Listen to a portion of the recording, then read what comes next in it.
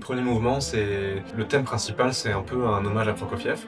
Puis c'est un thème vraiment d'aventure, avec un second thème qui est plus ironique, sardonique, un peu burlesque.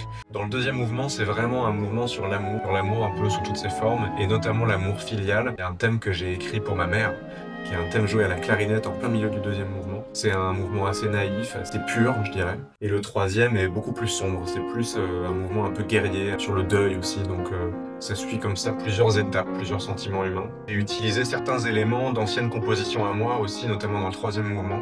Une progression harmonique qui figure dans un morceau qui s'appelle The Outlaw, d'un album que j'avais fait en 2011. Voilà, aujourd'hui, 10 ans plus tard, je porte un regard sur le concerto à la fois tendre et critique, parce que forcément, j'ai appris beaucoup dans l'écriture, la composition, l'orchestration depuis. J'ai écrit d'autres œuvres pour orchestre et je continue à étudier ça. Et à la fois, c'est une sorte de premier amour avec le monde de l'orchestre symphonique.